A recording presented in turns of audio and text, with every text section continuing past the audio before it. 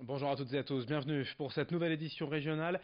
L'actualité du jour près de chez vous, jeudi 13 décembre, on démarre par vos prévisions météo avec des températures froides mais un beau ciel bleu en ce jeudi. 3 degrés à Dunkerque et à Calais, 2 degrés à Boulogne-Saint-Omer et Lille. Cette belle ambiance d'hiver, lumineuse et froide, va se poursuivre demain vendredi. On en reparlera avec vos prévisions météo complètes juste après ce journal. À la une tout d'abord, l'actualité nationale et après l'attaque terroriste du marché de Noël de Strasbourg mardi soir, le préfet du Nord a annoncé un renforcement des forces de police et de la sécurité sur plusieurs sites sensibles accueillant du public, dont les marchés de Noël de la région. Pour autant, certains sont encore accessibles sans aucun contrôle, comme par exemple ici à Dunkerque. Mais cela n'empêche pas bon nombre d'habitants d'être présents, place Jean Bart, de profiter de l'ambiance et de se sentir en sécurité. Écoutez ainsi le sentiment de ces quelques visiteurs hier à Dunkerque, au micro de Vincent Vieillard. Bon, on a vu tout à l'heure, il y avait l'armée des sentinelles qui sont là en train de... Bon, les gens, c'est vrai que des fois, il y en a qui sont un peu craintifs.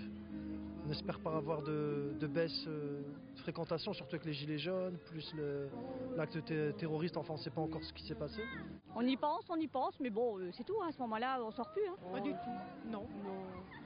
Faut pas avoir peur. Tout va bien, moi je me sens en confiance. Vraiment. Aujourd'hui, bah non, ça va, là, aujourd'hui, pas encore. Oui, encore du monde, ouais, ça va, bah ça, on est mercredi. On verra ce week-end. Il faut être vigilant, mais ça n'empêche rien. Qu'est-ce que vous faites pour être vigilant? Bah, il faut savoir observer, c'est tout. Ah ben, on y pense, mais si on veut dire ça, on va plus jamais sortir. Hein on va rester à la maison cloué dans le fauteuil. Hein. Dans la région, les avocats poursuivent leur lutte contre la réforme de la justice. Ils étaient mobilisés hier devant la préfecture du Nord, avec en premier lieu la fusion des tribunaux d'instance et de grande instance, ce qui devrait créer selon eux de vrais déserts judiciaires.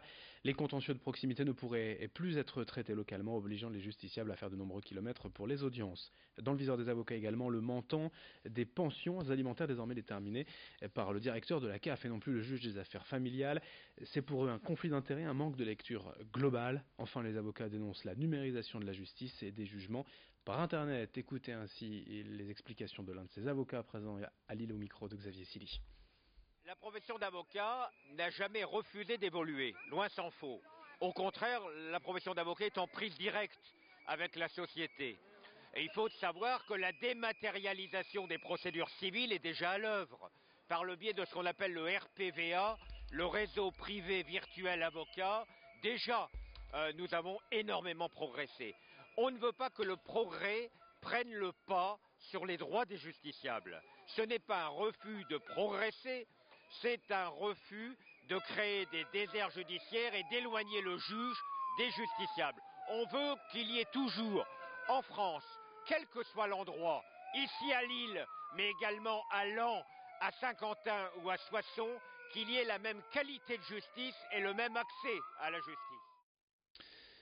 En France, la première cause de discrimination à l'embauche, c'est tout simplement l'apparence des candidats. Pas facile pourtant de faire bonne figure quand on n'a pas les moyens de s'acheter la sacro-sainte panoplie costume-cravate.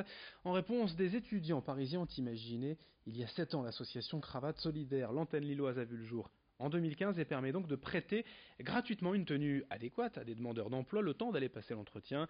400 personnes ont ainsi été aidées, accompagnées en 3 ans, car il y a aussi des conseils pour apprendre à se mettre en valeur et avoir confiance en soi.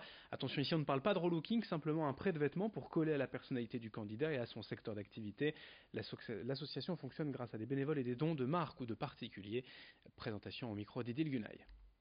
C'est aussi de pallier à parfois un souci financier, ne pas pouvoir investir dans une tenue qu'on va porter peut-être une heure en entretien et qu'on sera peut-être pas amené ensuite à porter dans le travail.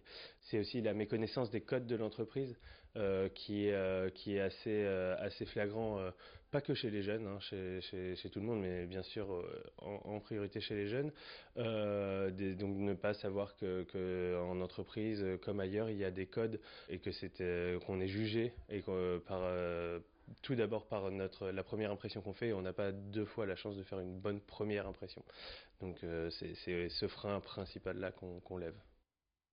Dans cette édition également, à l'approche de Noël, nous vous proposons quelques idées de cadeaux, une sélection de livres à offrir, un roman, une BD ou un livre de jeunesse. C'est toujours une bonne idée, justement, quand on a Pas d'idée pour faire plaisir. Elisabeth Chombard est libraire à Hasbrook au Marais du Livre.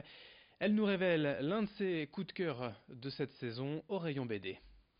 Je vous présente une BD de Fabien Toulmé, qui n'est pas tout à fait inconnu parce qu'en fait il avait déjà fait un livre qui avait eu beaucoup de succès, Ce n'est pas toi que j'attendais, qui était en fait un récit personnel en fait sur l'arrivée d'un bébé dans sa famille porteur de la trisomie 21, qui était très poignant, très chouette. Et là c'est pas moins poignant puisqu'en fait il fait l'Odyssée d'Hakim, qui est un jeune Syrien qui arrive en France, et donc c'est le premier tome d'une série qui en devrait compter 3. Alors c'est vrai que quand on le lit, on pense un petit peu aussi forcément au livre de Riyad Satouf, L'Arabe du futur, qui était personnel. On est un petit peu dans cet esprit de livre, de bande dessinée très personnelle, où on suit l'itinéraire d'un jeune. C'est poignant, même bouleversant je dirais, et franchement c'est une lecture que je recommande à tous. Enfin, petit tour auprès des visites merveilleuses dans l'Audomarois depuis le 1er décembre. L'événement a débuté avec un conte, l'histoire d'Hugo, un petit garçon coincé dans un grenier, toujours introuvable aujourd'hui.